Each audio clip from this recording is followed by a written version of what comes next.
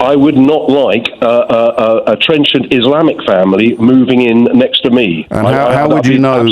How would you know the depth of their religious beliefs? I know the culture, James, and this is the problem. How would you spot it, Phil? That there is a genuine issue. Have you ever noticed that some of the strongest opinions can completely fall apart the moment someone asks a simple follow-up question? Well, that's exactly what you're about to witness. In this exchange, James O'Brien takes on a caller who insists he's simply expressing concerns about culture and immigration. But as the conversation unfolds, those concerns start becoming harder and harder to explain. What begins as a confident argument quickly turns into a struggle to define even the most basic claims being made. Before we dive into the full story, comment where you're watching from, and don't forget to like and subscribe so you don't miss the next one. Now, this isn't one of those shouting matches where people talk over each other for 10 minutes straight. In fact, that's what makes it so interesting. James doesn't need dramatic interruptions or angry exchanges. Instead, he keeps returning to the same simple questions, asking the caller to explain exactly what he means. And that's where things start getting uncomfortable. You'll hear repeated references to culture, immigration, and people supposedly not fitting in. But the more the caller tries to explain his position, the more difficult it becomes to pin down what he's actually saying. Every answer seems to raise even more questions. By the end of this conversation, you'll see why this debate has generated so much discussion online. So sit back, listen carefully, and pay attention to the moments when straightforward questions produce some very unexpected responses. Let's watch the exchange, and afterward I'll break down some of the most revealing moments. I sit very, very much in the centrist position. I'm a member of a very progressive pan-European political party. I fully accept that there are problems with migration, and I think that that's where I'm coming from, because I genuinely believe that the liberal left, well, not so much, but just the over-liberal. Can you just tell me what those words mean? Right, okay. People like yourself... Well, that doesn't tell me what the words mean. What do the words mean when you use them? Liberal, in the sense of basically wanting, full human rights at every stage of political engagement. But only for humans. Which is ideal. Don't get me wrong, it's an ideal, but it's a false ideal, and that it can not possibly reach. So what can't we reach? People like yourself... I am going to insist that you explain the words that you use, because you've made it about me. I'm saying is I'm saying liberal people have swept. But you haven't told me what liberal means, except under the carpet. No, we never talk about anything else, Phil. No. I'm sorry. You've swept it under the carpet. We haven't swept it under the carpet, Phil. In fact, today the phone in today. It's not a problem. No one said there isn't a problem. There are people drowning in the English Channel, Phil. That's about as big a problem as humanity can conceive of. That is a huge problem. I agree. So what does liberal mean, Phil? My centrist friend. Okay. Overly liberal, James. You can't tell me what overly liberal means unless you tell me what does liberal mean. That someone who is concerned about non-cultural immigration, if you like. What does that mean? What does non-cultural mean? I mean, James, if I'm literally having to explain everything I say to you, but you do this, and this is your mode of operation. Well, then you knew what to expect. You must have given it some thought before you rang in. You can't tell me what liberal means. What does non-cultural mean? It means, if people, say, for example, I have a Polish family live next door. Yes. I might even not know that they're a Polish family because they blend in. But they speak Polish. Now, if you have people who do not blend in, for whatever, it could be any European migratory family, if you like, or whatever, right. or community. It doesn't matter. The point is they blend in. How do they blend in? If they've got their own shops. Because you don't notice them. James, I mean, this is ridiculous. This is the problem. You can't see the problem you create. What is the problem with non-Polish immigrants? You had a conversation with a Christian who objected, to homosexual issues and blah, blah, blah. And you went through Leviticus and Numbers. That's correct, pointing out, well, why don't you accept that? You would never do that with the Quran. Oh, I have done it with the Quran. No, you haven't. Yes, no, I have. I have. I think the best example... Phil, why? I mean, you must appreciate, Phil, it's turning into a game of... It's turning into a game of gammon bingo, this, mate. So just pause and listen for a minute. I'll tell you... Huge difference. House. So I think the best example I can give you is when people were complaining about the Quran being set fire to, I asked a caller if he would object to someone having it on their computer and pressing delete, and the consequences were similarly hilarious to a Christian trying to use Leviticus. So, and a while ago, you also went on about someone who was objecting to Islamic practices, and you made a conversation. His name was Richard, and you brought in the sock guy on the plane. That was nearly 10 years ago. Every person who is James. You are. That was nearly 10 years ago. Phil. Deny that, but it's obfuscation. So here we are on the radio talking about why the country has spent all week talking about Gary Lineker, and you've come on and said it's because there are people that don't blend in. No, I've said it's because people in the media will not acknowledge. What does blend in mean? We almost Brexited because you drove swathes of people, normal people who were just concerned about immigration. Right. You drove them into the hands of the extremists. Okay. And that is the problem. And that is the problem across politics. But extremists use language like blend in, don't they? Are toxic. Phil, I'm going to keep you on the line until I can get a word in edgeways, and I'm going to insist that you explain the language that you've used. So I want to know what it is about a Polish family moving in next door that lets them blend in the way that... Well, what families don't blend in, Phil? I'd be absolutely honest. I would not like a trenchant Islamic family moving in next to me. And how would you know? How would you know the depth of their religious I know belief? The culture, James, and this is the problem. How would you spot it, Phil? That there is a genuine issue. What about what would it be, Phil? Again, I need to ask you some more. I need to ask you some more questions, Phil. We're talking about you and your imaginary neighbours, all right? So we can go back over my greatest hits of gammon baiting if you want, but I think it'll be boring for people who haven't spent as much time watching my YouTube clips as you have, which is considerably more time than I have, actually. So what is it about your imaginary Muslim neighbours? What do they do that makes them undesirable neighbours for you? Because, look, there is a cultural difference. But my questions are really straightforward, and everybody else... Everybody can hear me talking. What do they do, these imaginary neighbours, that makes them undesirable?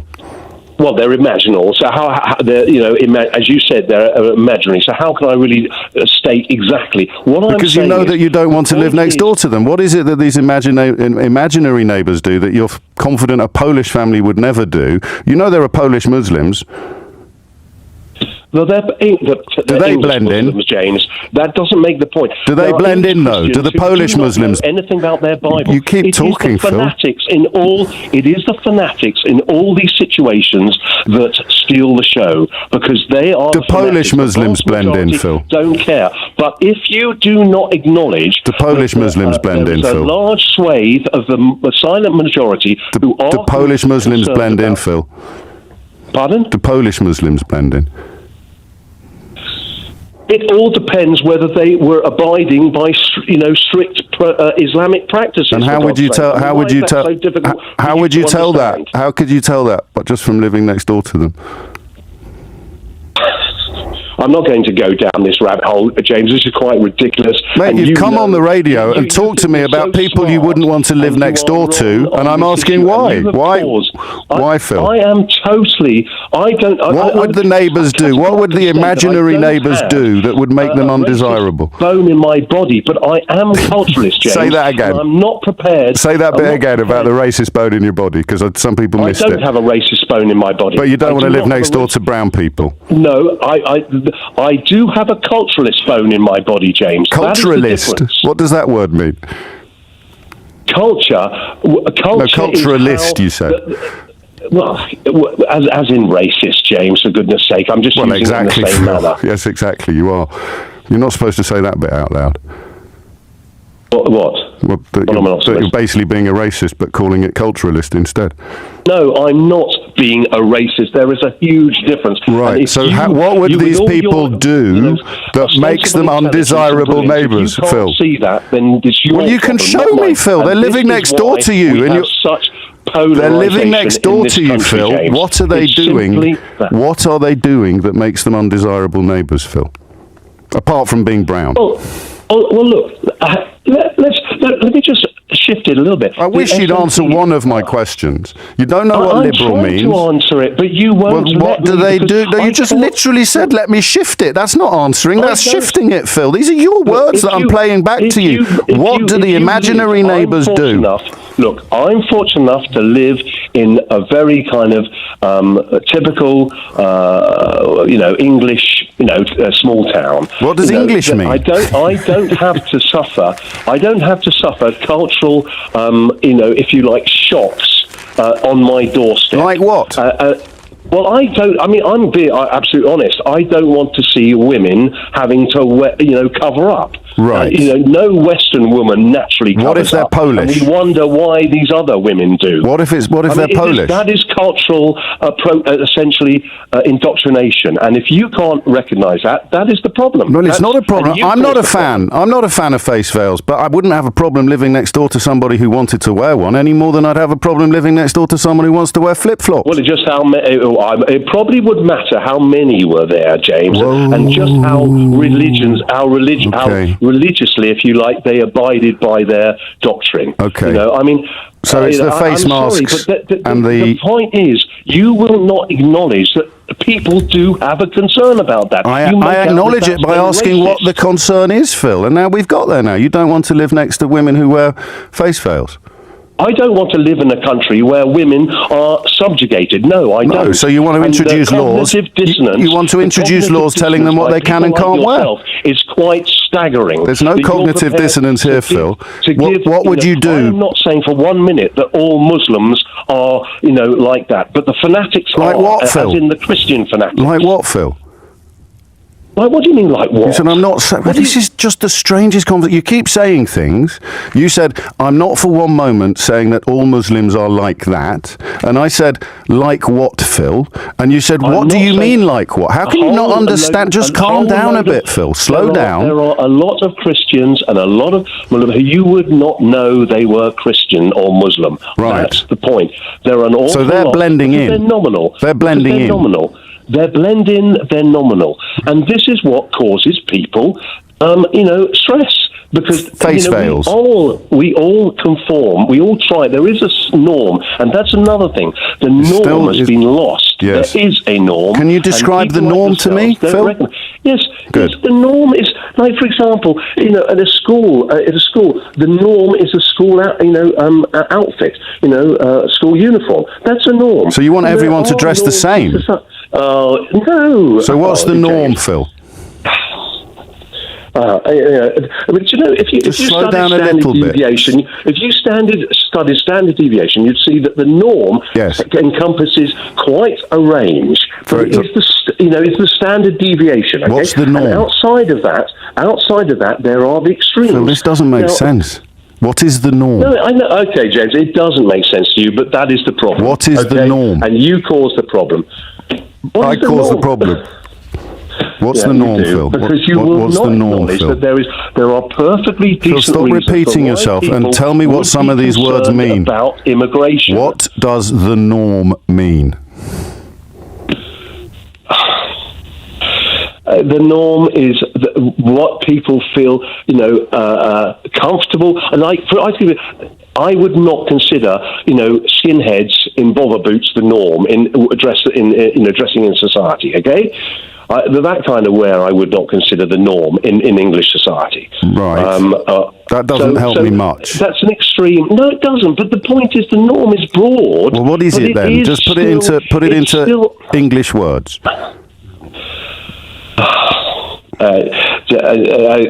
James, I'm not going to go down this. I know what I'm saying. You keep objecting to me, asking you the meaning of the words you use.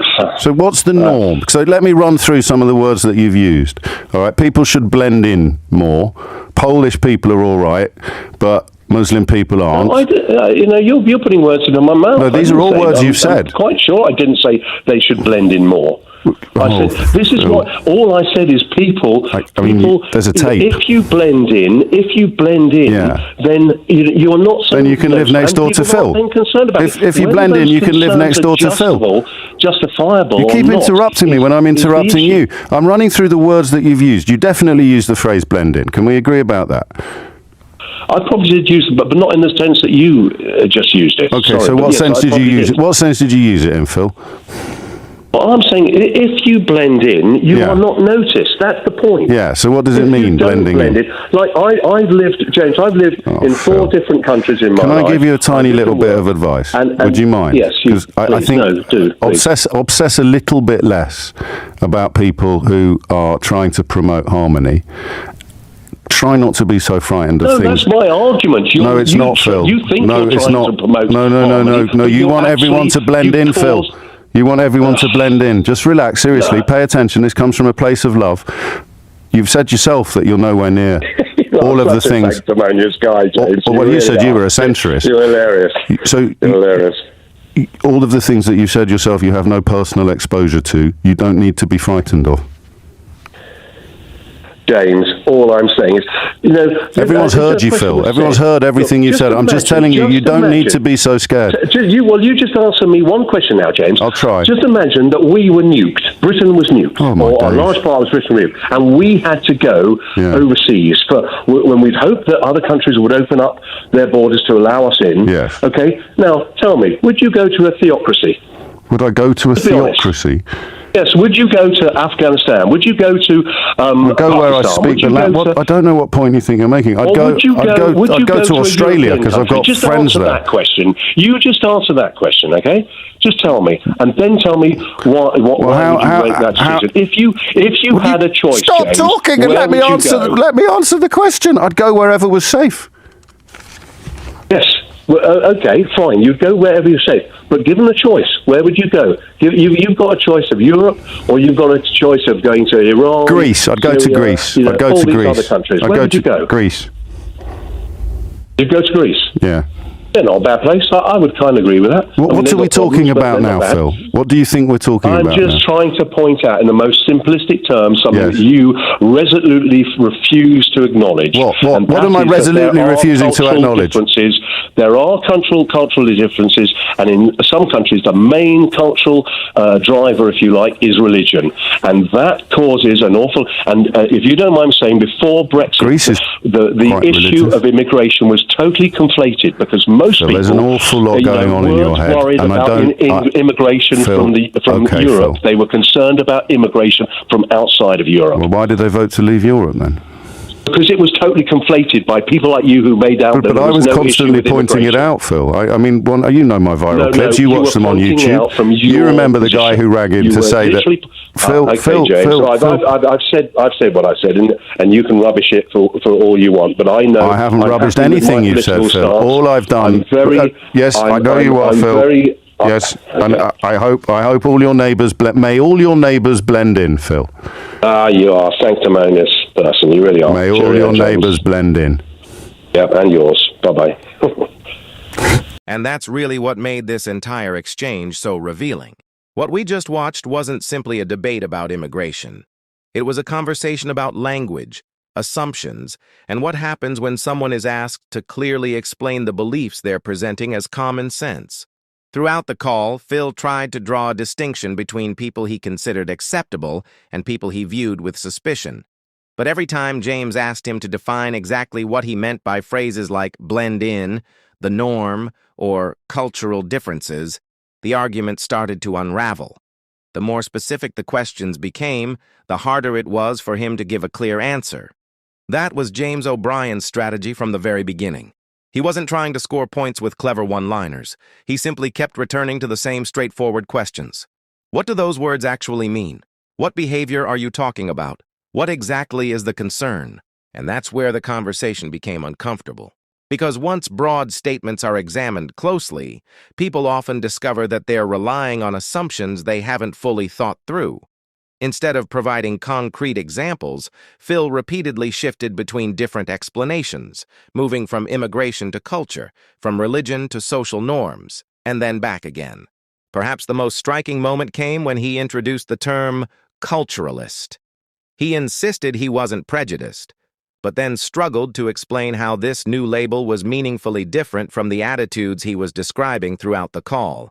It felt less like a clear argument and more like an attempt to find language that sounded more acceptable. And that's why this discussion resonated with so many people. It highlights how political debates are often shaped not just by what is being said, but by the words chosen to say it. Labels can sometimes soften an argument, but they don't necessarily make it stronger. What made this exchange memorable wasn't that James trapped the caller. The caller largely walked himself into contradictions by introducing ideas he couldn't fully defend when challenged. In the end, James didn't need to make the case himself. He simply opened the door and allowed the audience to hear the argument tested in real time. But what do you think? What was the most revealing moment of this conversation? Let me know in the comments below. And if you enjoyed this breakdown, don't forget to like, subscribe, and turn on notifications so you never miss future videos. Thanks for watching, and I'll see you in the next one.